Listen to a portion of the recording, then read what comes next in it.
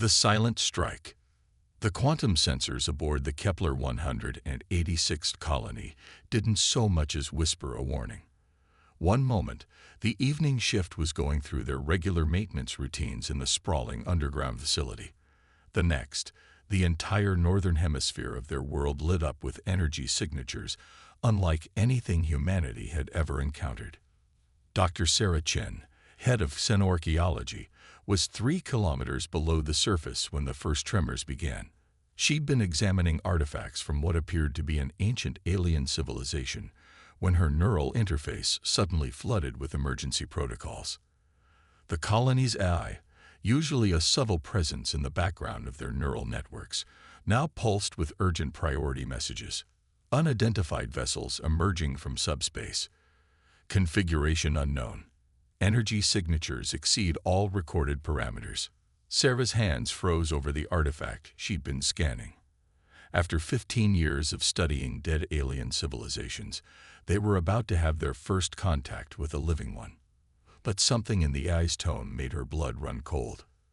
Above ground, Colony Director Marcus Rodriguez watched through reinforced quantum glass as the sky turned purple. The vessels that emerged were nothing like the sleek, practical designs of human ships. These were organic, almost crystalline in nature, their surfaces rippling like liquid metal under the dim light of Kepler 186f's red dwarf sun. "Status report," he commanded, his neural interface connecting him directly to the colony's command network. 317 vessels detected, sir, responded Lieutenant Commander Yuki Tanaka from her station at Defense Control. Size varies from what appears to be fighters to what our systems classify as dreadnought-class ships. They're deploying in attack formation. Rodriguez's expression remained neutral, but his mind raced through the implications. The colony's official defensive capabilities were minimal. A few point defense turrets and basic shields, nothing that could handle a force of this size. But then again, that was only what showed on official records. "Begin evacuation protocols," he ordered. "Get all non-essential personnel to the deep shelters. And Lieutenant Commander, initiate Protocol Omega." Yuki's eyes widened slightly, but she nodded. Like everyone in key positions within the colony, she knew what Protocol Omega meant. For the past 50 years, humanity had been preparing for this moment, hiding their true technological capabilities behind a facade of primitive spaceflight and basic colonization efforts. The first communication from the alien fleet came as a broadcast on all frequencies, translated in real time by the colony's AI. "Sentient species of designation human.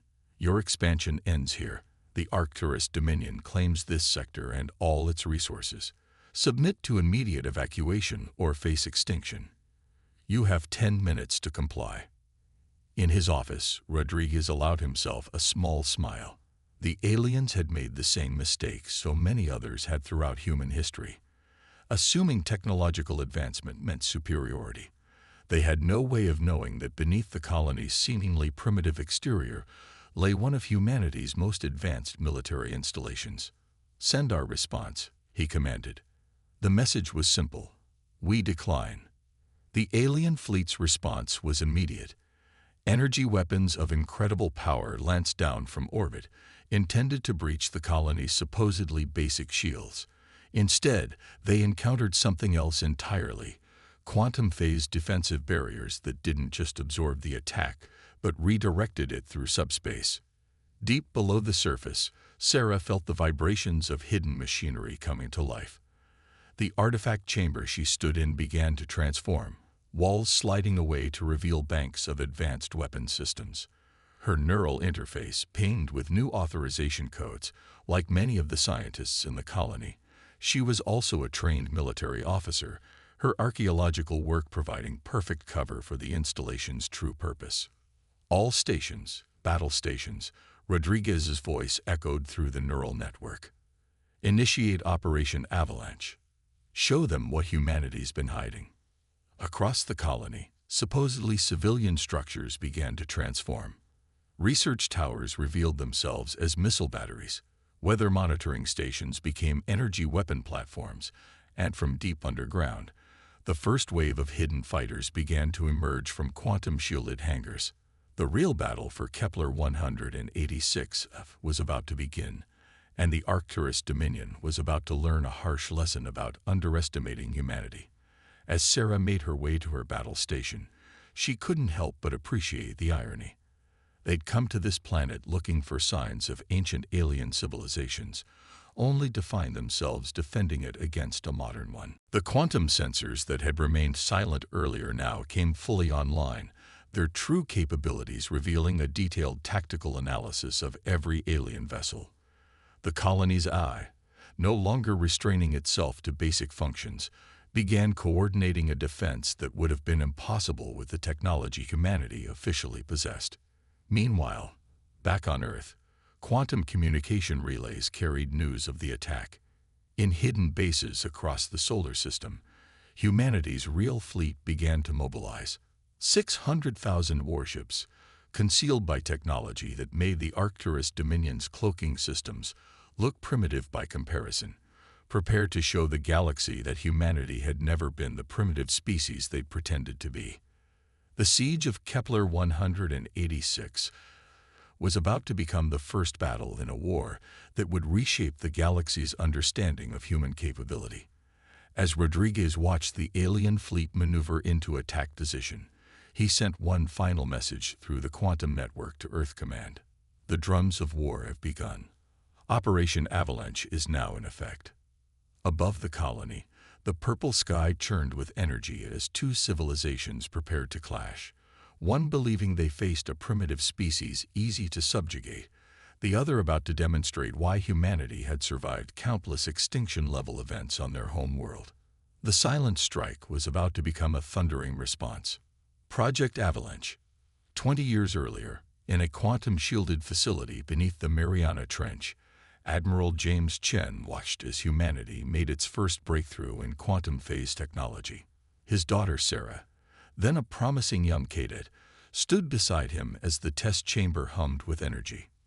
The small probe they were testing disappeared from normal space, shifted through 11 dimensions, and reappeared exactly 1 meter to the left. "It works," Dr. Helena Santos whispered, her dark eyes wide with wonder. "The quantum displacement is stable." That moment marked the beginning of Project Avalanche, humanity's greatest secret. The discovery of the ancient ruins on Mars in 2157 had served as a wake-up call. The universe wasn't empty. It was filled with civilizations that had risen and fallen. The question wasn't if humanity would encounter hostile alien species, but when. "We can't reveal this," James had said during the emergency council meeting that followed. "The moment we show our true technological capabilities, we become a target." And so began the greatest deception in human history. While officially struggling with basic fusion technology and preliminary colonization efforts, humanity's hidden laboratories made breakthrough after breakthrough. Quantum computing, phase shift technology, dimensional warfare. Advances that would have seemed like magic even a century earlier became reality. The Mariana facility grew into a sprawling complex, its true size hidden by quantum fields that bent space itself. Similar installations appeared in the Sahara, beneath Antarctic ice, and in asteroid bases across the solar system. Each one operated under perfect secrecy, their power signatures masked by technology that the wider galaxy wouldn't develop for centuries. Helena Santos led the weapons development program, creating systems that could engage enemies across multiple dimensions simultaneously. "Traditional warfare thinks in 3 dimensions," she explained to her teams. "We need to think in 11. The first prototype warships were built in caverns carved into Europa's ice. Quantum forges created materials that shouldn't have been possible, while AI systems more advanced than anything humanity publicly acknowledged coordinated construction efforts that spanned the solar system. James Chen oversaw the military aspect, training a generation of officers in warfare techniques that went beyond conventional space combat. "Every civilian installation is a fortress," he taught. "Every research station a weapons platform. The enemy's greatest weakness will be their assumption of our weakness." But the greatest challenge was maintaining the deception. Earth's official space force consisted of barely 300 ships, all of them seemingly primitive by galactic standards. Meanwhile, in hidden shipyards throughout the solar system, the real fleet grew. 600,000 warships, each more advanced than anything humanity officially possessed, waited in quantum storage. The colonization program served as the perfect cover. Each new colony, officially established for research or resource extraction, contained hidden military installations. Kepler 186f, with its ancient ruins and seemingly primitive human settlement, was actually one of the most heavily armed outposts in human space. Sarah Chen, following in both her father's and Helena's footsteps, embodied Project Avalanche's philosophy. Her work in xenorchaeology provided the perfect cover for studying potential alien threats, while her military training prepared her for the moment when the deception would end. 10 years into the project, humanity detected its first sign of active alien civilizations. The Arcturus Dominion's scout ships passed through the outer solar system, their sensors recording what appeared to be a primitive species taking its first steps into space. They never detected the quantum sensors watching their every move, analyzing their technology, and adding to humanity's growing database of potential threats. Project Avalanche's success relied on compartmentalization. Even within the hidden facilities, most personnel only knew their specific roles. Only a select few, like James, Helena, and later Sarah, understood the full scope. The project had grown beyond its original mission of defense. It had become humanity's insurance policy against extinction. The breakthrough in quantum communication changed everything. While other species relied on faster-than-light technology that still experienced delays, humanity developed instantaneous communication across any distance. The entire defense network could react as a single organism, coordinated by AIs that existed in quantum states beyond conventional computing. When the first colonies were established, each one contained a quantum core, a hidden facility that could coordinate with Earth instantly across any distance. These cores, like the one Sarah now helped operate on Kepler 186f, formed the backbone of humanity's real defense network. The day before the Arcturus Dominion's attack, Project Avalanche had entered its final phase. The hidden fleet was ready, the defensive networks were primed, and humanity's greatest deception was about to be revealed. In his final briefing, now retired Admiral James Chen had addressed the project's key personnel via quantum link. "For 50 years, we've hidden our strength," he'd said. "We've played the role of a primitive species taking its first steps into the galaxy. Now, we're about to show the galaxy why humanity survived every extinction-level event our world threw at us. Project Avalanche isn't just about defense. It's about ensuring humanity's survival by any means necessary." As the Arcturus Dominion's fleet positioned itself above Kepler 186f, they had no idea they were about to encounter not the primitive defense systems they expected, but the full might of Project Avalanche. Humanity's greatest deception was about to become the galaxy's greatest revelation. In quantum bunkers across human space, hidden engines of war hummed to life. The time for hiding was over. Project Avalanche was about to show the galaxy why humanity had survived every crisis it had ever faced, not through luck, but through preparation, innovation, and an unwavering will to survive. Counteroffensive. The Arcturus Dominion's fleet commander, High Marshal Vextal, watched with growing confusion as their initial bombardment failed to penetrate the colony's shields. The energy readings made no sense. What should have been primitive barrier technology was somehow redirecting weapons fire through dimensional spaces that supposedly couldn't exist. "Impossible," Vextal muttered, their crystalline form pulsing with agitation. "Their technological level is barely post-planetary. They shouldn't even understand quantum mechanics at this level." On the colony below, Sarah Chen's fingers danced across quantum-configured controls, coordinating with the AI to maintain the multi-dimensional shield grid. Each blast from the alien fleet was not just absorbed but analyzed. the data feeding into the colony's combat systems and being transmitted instantly to the approaching human armada via quantum channels. Shield analysis complete, the AI announced through their neural links. Their weapons utilize a form of plasma quantum hybridization, effective but predictable. Countermeasures calculated and deployed.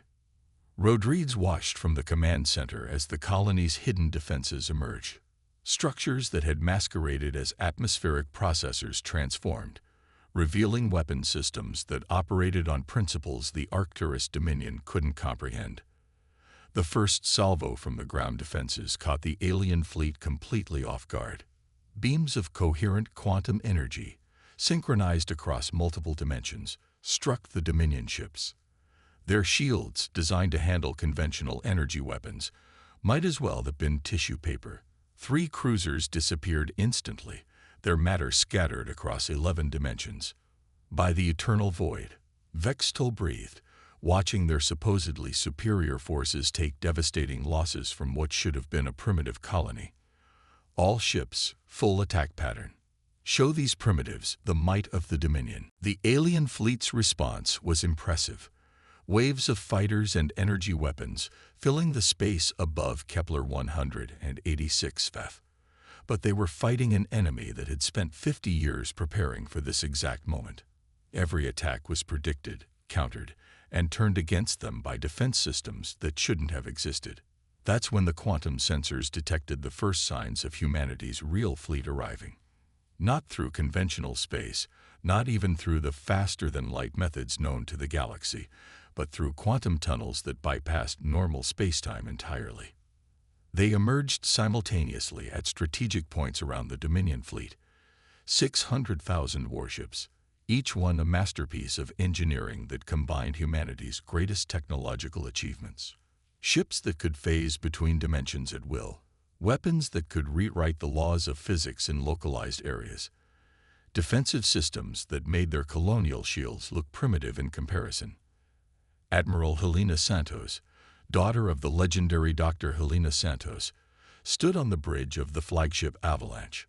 Her neural interface connected her not just to her ship, but to the entire fleet, their movements coordinated with precision that would have been impossible through conventional means. All ships, combat formation Theta, she commanded.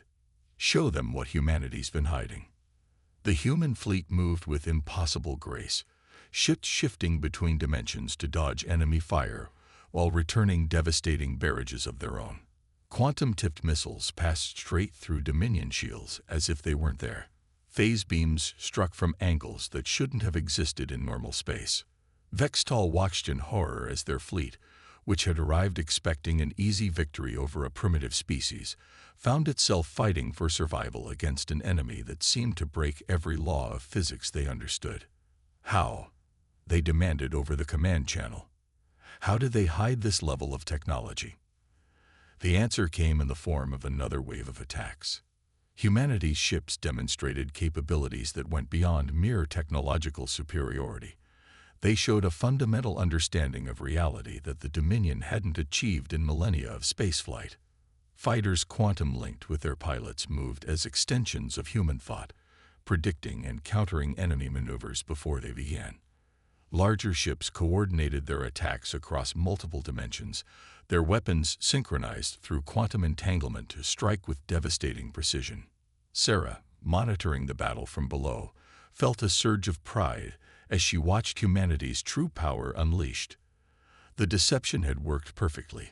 The enemy had committed their forces fully, confident in their superiority, only to find themselves trapped and outmatched. Colony defenses holding at optimal levels, she reported through the quantum network. Enemy analysis complete. Their tactical algorithms are predictable. They've relied on technological superiority for too long. The battle space above Kepler 186 became a graveyard of Dominion ships. Their crystalline hulls, shattered by weapons they couldn't understand, scattered like stars across the purple sky. Those that tried to retreat found their faster-than-light drives useless, caught in quantum fields that made conventional space travel impossible. Admiral Santos watched from the Avalanche's bridge as the enemy fleet's formation began to crumble. Tactical status of enemy command ship. Isolated and contained. Admiral, their shields are failing under multi-dimensional assault. She allowed herself a small smile. Open a channel to their commander. Let's see if they're ready to discuss terms. The battle for Kepler 186 F would go down in history as the moment humanity stepped out of the shadows. As the remaining Dominion ships surrendered one by one, the galaxy was about to learn that they had grossly underestimated the species they had dismissed as primitives. In the colony below, Sarah Chen looked up at the sky, where humanity's real fleet now held position, their quantum drives casting ethereal lights through the atmosphere. The deception was over. Now came the hard part, showing the galaxy that humanity could be not just a powerful enemy, but also a valuable ally to those who chose to treat them with respect. The turning point. High Marshal Vextal stood in the quantum-shielded conference room aboard the Avalanche, their crystalline form dimmed with the shame of defeat. Through the viewport, they could see the debris of their once mighty fleet scattered across space, while humanity's armada held position in a display of power that would have been unimaginable mere hours ago. "You deceived us," Vextal said, their voice modulator carrying tones of both accusation and reluctant admiration. "For decades, you played the role of primitives while building this." They gestured at the advanced technology surrounding them. Admiral Helena Santos sat across the conference table, her neural interface quietly recording every nuance of the conversation for analysis. "We deceived you because you gave us no choice. Your civilization, like many others, judges species based on their apparent technological level. You contact those you deem primitive only to subjugate them." The quantum screens around them displayed real-time data from across human space as hidden installations continued to reveal themselves. Facilities that had masqueraded as simple research stations or mining operations transformed into military bases that rivaled anything in known space. "Impossible," one of Vextal's subordinates whispered, watching the displays. The energy signatures were detecting. "Some of these technologies shouldn't exist for another 1,000 years according to our development models." Sarah Chen, now serving as humanity's xenorchaeology expert in the negotiations, spoke up. "Your models assume linear technological progression. Humanity learned long ago that necessity drives innovation in unexpected ways. Every extinction-level event we survived on Earth taught us to prepare for the worst." The conference room's quantum field rippled as a new figure materialized. Admiral James Chen, transported instantly across light years through technology that the Dominion had believed impossible. His presence at the negotiations sent a clear message. Humanity's capabilities went far beyond mere military power. "The question now," James said, looking at the Dominion representatives, "is what happens next. Your fleet's destruction proves that the old power structure in this sector of space is obsolete. Humanity is ready to take its place among the galactic community, but as equals, not subjects." Vextal's crystalline form shifted, displaying patterns that the human's quantum sensors interpreted as deep uncertainty. "The Dominion has stood for 10,000 years. We've guided dozens of species into the galactic community. Your emergence changes everything." "That's precisely the point," Helena responded. "The galaxy needs change. Your civilization's practice of subjugating primitive species ends today. Humanity stands ready to protect any world that asks for our help." Through quantum channels, reports were already flooding in from across known space. Other civilizations, hearing of the Dominion's defeat, were scrambling to reassess their positions. Species that had been forced into submission began to look to Earth with hope. The balance of power was shifting with every passing moment. Rodriguez, joining the conference via quantum projection from Kepler 186f, shared data from the colony sensors. "Our analysis of your weapons and shields suggests you've become complacent. You've relied on the same technologies for centuries while dismissing new possibilities. That ends today." The diplomatic dance that followed would reshape galactic civilization.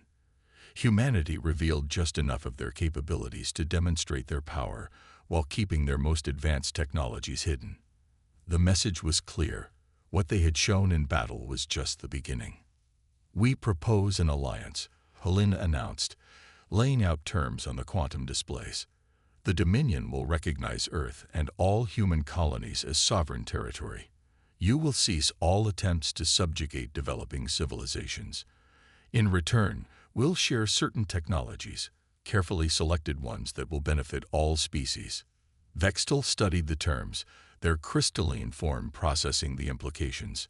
"And if we refuse?" The answer came not in words but in a demonstration. With a subtle command through her neural interface, Helena caused a small section of space visible through the viewport to temporarily cease to exist, the stars behind it vanishing into a void that shouldn't have been possible. The display lasted only seconds, but the message was clear.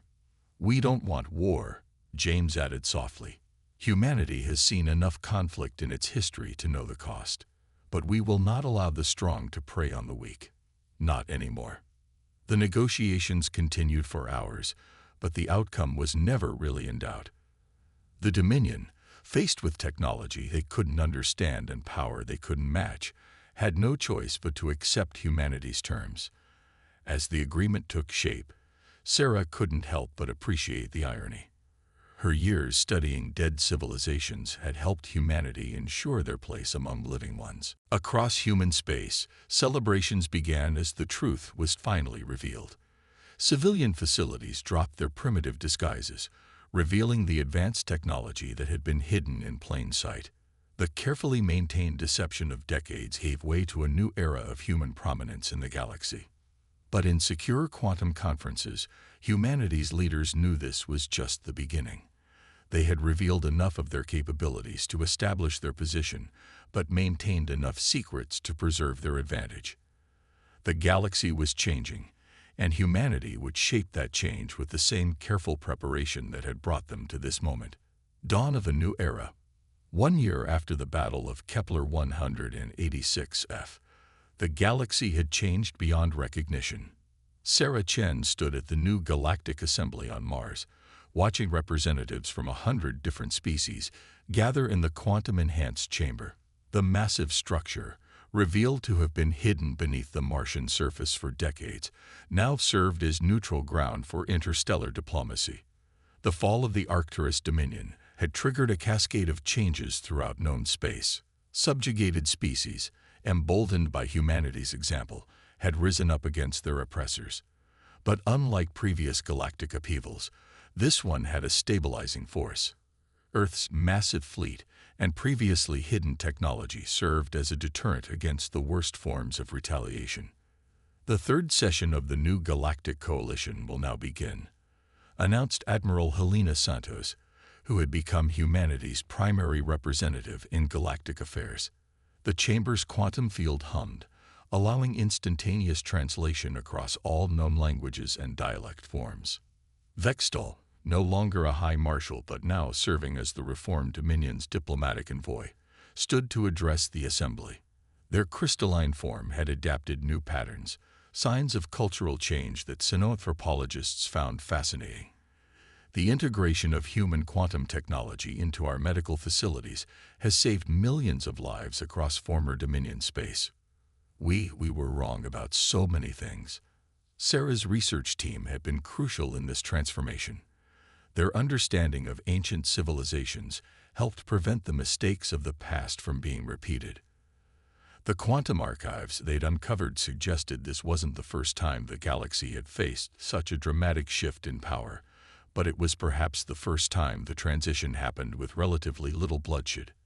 Admiral James Chen, now serving on the Coalition Security Council, observed the proceedings with quiet satisfaction. The carefully orchestrated revelation of humanity's capabilities had achieved exactly what they'd hoped. Not domination, but transformation. Earth had become not just a military power, but a center of innovation and collaboration.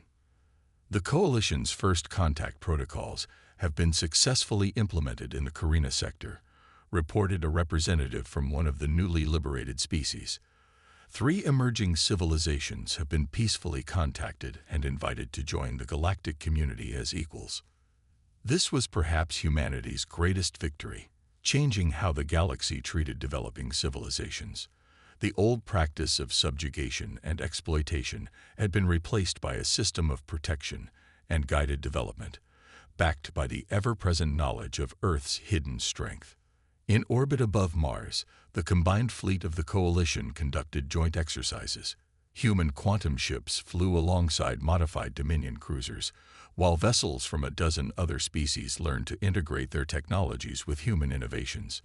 But everyone knew this was just the beginning. Earth continued to maintain its most advanced technologies in reserve. The question isn't just about sharing technology. Sarah explained to a group of alien scientists in her laboratory complex. It's about understanding the responsibility that comes with advancement. She gestured to the artifacts around them, remnants of civilizations that had destroyed themselves by advancing too quickly without the wisdom to handle their power. The human colonial network had expanded, but not through conquest. Worlds that had once feared the Dominion now requested human presence, eager to benefit from both protection and technological exchange. Each new colony maintained the careful balance that Earth had perfected, showing enough to help but keeping enough in reserve to maintain security. Rodriguez, overseeing the expansion of the Kepler 186th colony, had adapted it into a symbol of the new era. The facility that had revealed humanity's true power now served as both a military hub and a center for technological cooperation. The quantum cores that had once hidden human capabilities now powered innovations that benefited all species, but perhaps the most significant change was in how humanity itself had evolved. The need for deception had ended, replaced by a new role as guardians of galactic stability. Earth's cities now openly displayed their advanced technology, while quantum ships moved freely through space. We knew this day would come, Helena told the assembly, standing beneath the holographic display of the known galaxy. Humanity spent 50 years preparing not just for war, but for peace. We hid our strength not out of fear, but because we needed to understand the galaxy before we could help shape its future. The quantum sensors that had once watched for threats now monitored the galaxy's health. The massive fleet that had emerged to defend Kepler 186 now patrolled trade routes, protecting merchants and explorers of all species. The advanced AI systems that had coordinated humanity's defense now helped manage everything from climate restoration on damaged worlds to faster-than-light traffic control. In her quarters that evening, Sarah reviewed the latest archaeological findings with a team that now included members from a dozen species. The ruins they studied no longer represented just humanity's past potential enemies. They were lessons for all civilizations about the importance of wisdom over mere technological advancement. As the Earth rose over the Martian horizon, visible through the quantum-reinforced windows of the assembly chamber, James Chen shared a quiet moment with his daughter. "Did we do the right thing?" Sarah asked, watching the representatives of 100 worlds mingling below. "Keeping our capabilities hidden for so long." James smiled, remembering the decades of preparation, the careful planning, the constant vigilance. "We did what we had to do." Humanity learned from its own history that power without wisdom leads to destruction. We needed to understand the galaxy before we could help guide it. The quantum network hummed with activity, ships moving through space, colonies expanding, species cooperating in ways that would have been unimaginable just a year ago. Humanity had emerged from hiding not as conquerors, but as guardians, not as rulers, but as guides. The dawn of this new era brought challenges as well as opportunities, but humanity faced them with the same careful preparation and innovation that had protected Earth for so long. The galaxy was changing, and humanity would ensure it changed for the better, one quantum leap at a time.